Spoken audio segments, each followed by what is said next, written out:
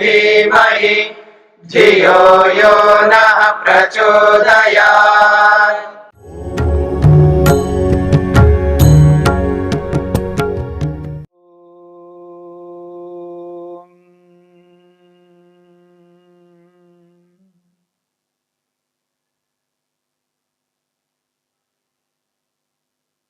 भव प्रत्यय नामक असंप्रज्ञात समाधि को लेकर के हम चर्चा कर रहे हैं।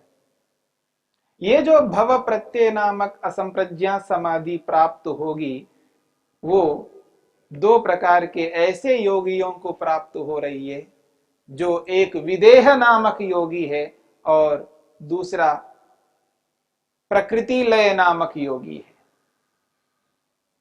विदेह नामक योगी को भव प्रत्यय नामक समाधि प्राप्त हो रही है। विदेह को विदेह इसलिए कहते हैं क्योंकि शरीर में रह करके भी आत्मा अपने आप को शरीर से भिन्न अनुभव करता है। इंद्रियों के साथ में रह करके भी आत्मा अपने आप को इंद्रियों से भिन्न अनुभव करता है। मन के साथ में रहता हुआ भी आत्मा अपने आप को मन से भिन्न अनुभव करता है। अहंकार के साथ में रहता हुआ भी आत्मा अपने आप को उस अहंकार से भिन्न अनुभव करता है। महतत्व रूपी बुद्धि के साथ में रहता हुआ भी आत्मा अपने आप को उस महतत्व से अलग अनुभव करता है। और ये जो शरीर, इंद्रियां, मन, बुद्धि जिनसे उत्पन्न होते हैं वो सत्व रज तम और ये समस्त पदार्थ इन सब से, इन जड़ पदार्थों से अपने आप को अलग मानता है। शरीर में रह करके भी शरीर से भिन्न अनुभव करना ही विदेह का अभिप्राय है। ऐसा व्यक्ति इस भव प्रत्यय नामक असंप्रज्ञात समाधि को प्राप्त होता है। और असंप्रज्ञात समाधि का एकमात्र विषय ईश्वर है,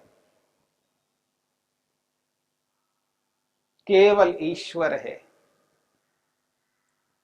जन्म को ध्यान में रखते हुए, उत्पत्ति को ध्यान में रखते हुए, उत्पत्ति मात्र से दुख प्राप्त होगा इसका एहसास कर करके पूर्व जन्म के संस्कारों से प्रेरित होकर के, पूर्व जन्म के पुरुषार्थ से इस वर्तमान जन्म में जैसे ही उत्पन्न होता है व्यक्ति, जैसे ही बड़ा होने लगता है, जैसा ही होश आने लगता है, बस उस व्यक्ति को संसार को देखते ही वैराग्य होने लगता है। संसार को देखते ही उसको स्पष्ट यथार्थ बोध होने लगता है, तत्वज्ञान होता है। हर व्यक्ति को नहीं हो पाता है, क्योंकि उस व्यक्ति को इसलिए हो रहा है उसने पिछले जन्मों में अथक मेहनत पुरुषार्थ किया, तपस्या की है और बहुत उच्च स्थिति को प्राप्त करके आया है, संप्रज्ञात समाधि तक पहुंच करके आया है। इस जन्म में असंप्रज्ञात समाधि को लगा करके अपने लक्ष्य को पूर्ण करने की स्थिति में आया है। तो विदेह नामक योगी जिसने जन्म को, उत्पत्ति को ध्यान में रख करके इस समाधि को प्राप्त किया है, इसलिए कहा जा रहा है विदेह नामक योगी को भव प्रत्यय नामक समाधि की प्राप्ति होती है। और दूसरा वो व्यक्ति है जो प्रकृति लय नामक योगी है, उसे भी भव प्रत्यय नामक समाधि की प्राप्ति हो रही है। जो प्रकृति लय नामक योगी है, इस संपूर्ण ब्रह्मांड को प्रकृति में विलीन अनुभव करता है, इस संपूर्ण कार्य जगत को कारण के रूप में अनुभव करता है। अर्थात ये जो ब्रह्मांड है, ये जो प्रपंच है, ये जो संसार है, ये कार्य के रूप में, इकाई के रूप में हमें दिखाई दे रहा है। एकत्व के रूप में संसार दिखाई दे रहा है। और जब तक ये वस्तु, ये पदार्थ, ये सारा का सारा ब्रह्मांड इकाई के रूप में, एकत्व के रूप में दिखाई देता है, तब तक व्यक्ति का आकर्षण इस ब्रह्मांड में होता है। ब्रह्मांड, संसार के प्रति उसका जो प्रेम है, आकर्षण है, उसकी श्रद्धा है, ये तब तक बनी रहती है जब तक इसको एकत्व के रूप में देखता है। जिस प्रकार से विदेह नामक योगी जन्म जन्मांतरों के पुरुषार्थ से इस जन्म में इस स्थिति को प्राप्त किया है, ठीक इसी प्रकार से ये प्रकृति लय नामक योगी भी उसी स्थिति में इस भव प्रत्यय नामक समाधि को प्राप्त किया है। वह भी जन्म जन्मांतरों से पुरुषार्थ करते हुए आ रहे हैं। जब इस जन्म में जन्म लेता है और जैसे ही बड़ा होकर के देखता है संसार को, तो उसको विवेक होता है, यथार्थ बोध होता है। ये जो मृत्यु हो रही है, ये जो विनाश हो रहा है, उस विनाश के प्रति उसकी दृष्टि होती है। क्यों ये विनष्ट हो रहा है, क्यों जा रहा है, उसके विनाश को देख करके डर लगने लगता है, भय होने लगता है कि मेरा भी विनाश तो नहीं होगा। जब उसको डर लगने लगता है, भय लगता है, तो उसको एक ऐसी स्थिति में पहुंचता है कि ये जितना भी विनाश है ये निश्चित है, सुनिश्चित है, विनाश होना आवश्यक है, ये सब नष्ट होने वाले हैं। मेरा शरीर भी नष्ट होने वाला है, मेरा शरीर भी नष्ट होगा। जो इंद्रियां हैं, जिन इंद्रियों के माध्यम से मैं जानकारी प्राप्त कर रहा हूं, ये इंद्रियां भी नष्ट हो जाएंगी, ये मन भी नष्ट हो जाएगा। जो अनुभव कराने वाला अहंकार है, अहम की अनुभूति कराने वाला ये जो अहंकार है, मैं का एहसास कराने वाला ये जो अहंकार है, ये भी नष्ट होने वाला है। जो आज मैं निर्णय कर रहा हूं, जिस बुद्धि को लेकर के, जिस महतत्व को लेकर के, वो महतत्व भी नष्ट होने वाला है। संसार का प्रत्येक पदार्थ उसको यही दिखाई देता है, ये नष्ट होने वाले हैं। आज नहीं तो कल ये समस्त पदार्थ विनाश को प्राप्त होंगे, प्रलय हो जाएगा। बस उसकी दृष्टि प्रलय के प्रति है। तो धीरे धीरे संसार के प्रति जो आकर्षण है वो घटता रहता है, और उसको इतना ज्ञान विज्ञान होता है संसार को देख करके। पिछले जन्मों का जो पुरुषार्थ है वो इस जन्म में जुड़ जाता है, पिछले जन्म के पुरुषार्थ को वर्तमान जन्म के पुरुषार्थ को जोड़ लेता है, तो पूरा का पूरा संसार उसको दुखदाई दिखाई देने लगता है, क्योंकि सब कुछ विनष्ट होने वाला है। इस विनाश को देख करके उसको वैराग्य होता है। संसार के वस्तु मात्र उसको दुखदाई दिखाई देने लगती है। बस उसको इस संसार से वैराग्य हो जाता है, पर वैराग्य को प्राप्त कर लेता है। अब वो व्यक्ति संपूर्ण संसार को एक प्रकार से मृत्यु के मुख में देखता है। इस पूरे ब्रह्मांड को मृत्यु के मुख में देखता है, विनाश होता हुआ देखता है। बस वो प्रलय अवस्था का संपादन करता है, यानी बौद्धिक स्तर पर बुद्धिपूर्वक इस संपूर्ण कार्य जगत को कारण में परिवर्तित करता है। प्रलय जब होना है तब होगा।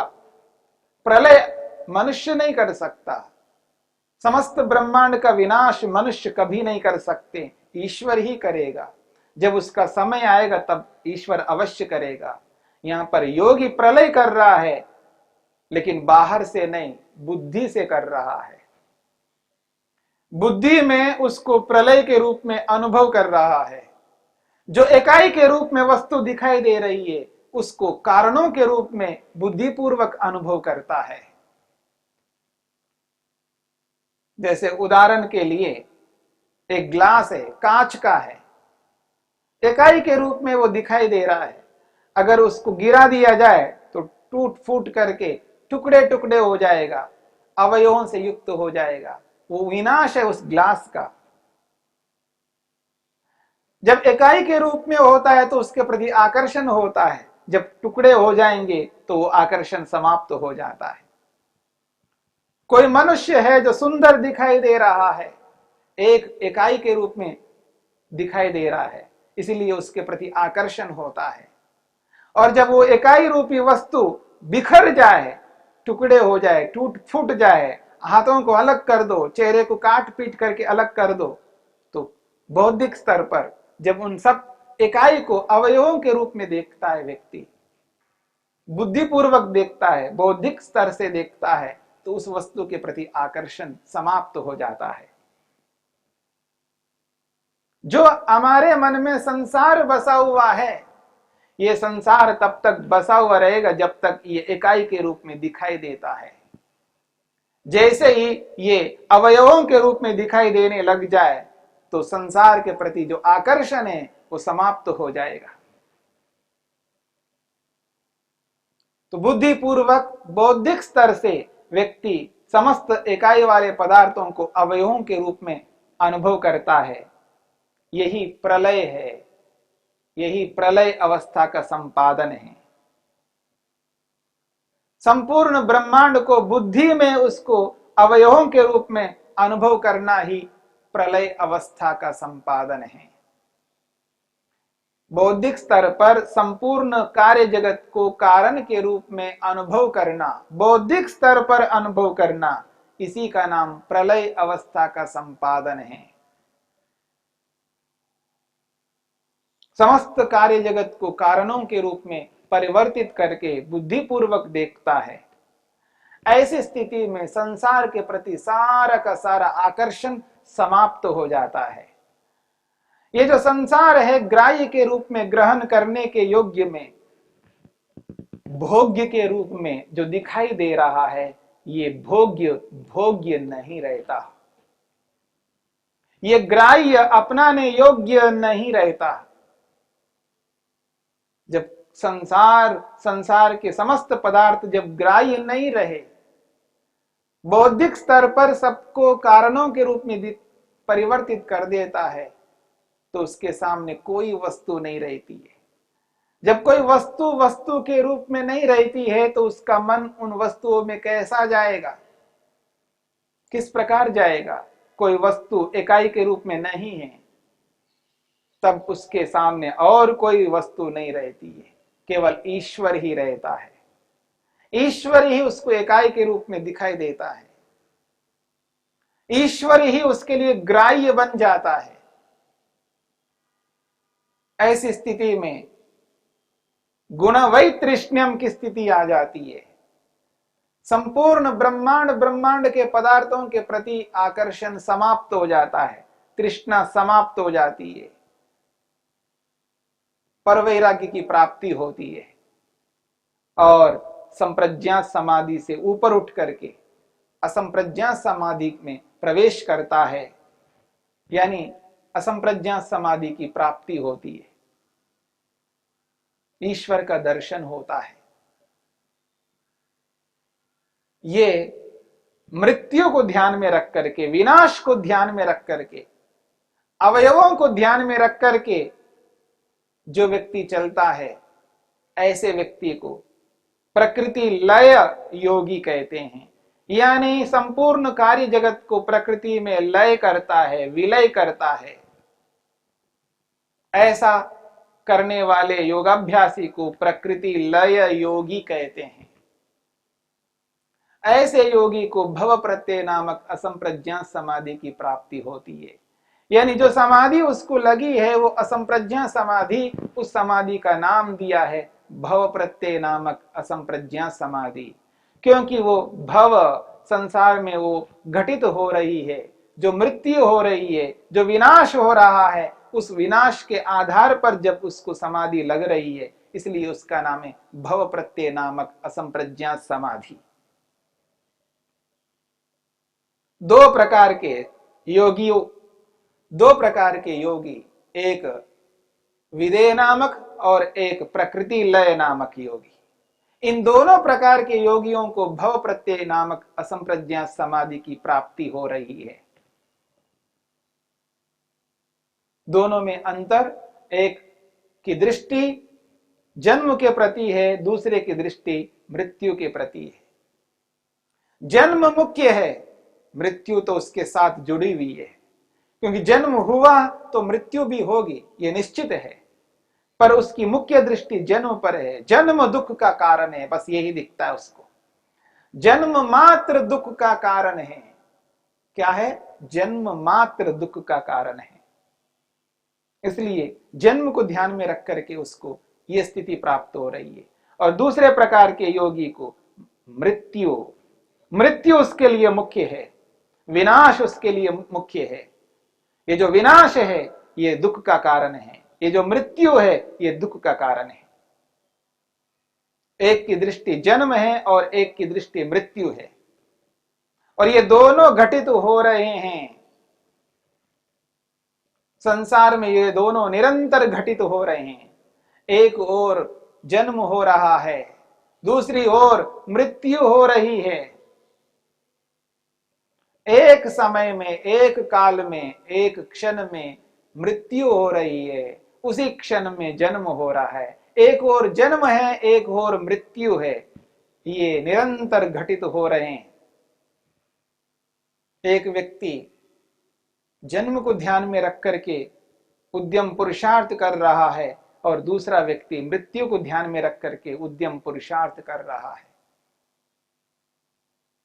एक व्यक्ति शरीर में रह करके इंद्रियों के साथ, मन के साथ, अहंकार बुद्धि के साथ रह करके भी उनसे अपने आप को अलग मानता है, विदेह की स्थिति में पहुंच जाता है। शरीर में रह करके भी अपने आप को, आत्मा को शरीर से भिन्न अनुभव करता है।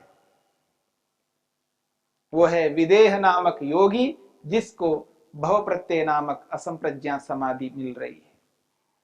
एक संपूर्ण ब्रह्मांड को जो कार्य के रूप में, इकाई के रूप में दिखाई दे रहा है, उस संपूर्ण ब्रह्मांड को उसके कारण सत्व रस तम में विलीन अनुभव करता है। यानी कार्य जगत को कारणों के रूप में एहसास करता है, इकाई को अवयवों के रूप में अनुभव करता है। यही प्रकृति लय नामक योगी का,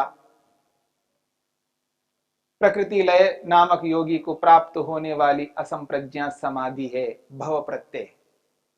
तो भव प्रत्यय नामक असंप्रज्ञा समाधि इन दोनों प्रकार के योगियों को प्राप्त हो रही है। इसलिए महर्षि पतंजलि कहते हैं, भव प्रत्ययो विदेह प्रकृति लयानाम, विदेह प्रकृति लयानाम, और जोड़ लीजिए योगी नाम भवती। विदेह और प्रकृति लय नामक योगियों को भव प्रत्यय नामक असंप्रज्ञा समाधि प्राप्त होती है। ये असंप्रज्ञा समाधि का एक उपाय है भव प्रत्यय। दूसरा उपाय है उपाय प्रत्यय। द्यौ शान्तिरन्तरिक्षं शान्तिः पृथिवी शान्तिरापः शान्तिरोषधयः शान्तिः वनस्पतयः शान्तिर्विश्वे देवाः शान्तिर्ब्रह्म शान्तिः सर्वं शान्ति शान्तिरेव शान्ति क्षमा शान्तिरेधि। ॐ शान्ति शान्ति शान्तिः।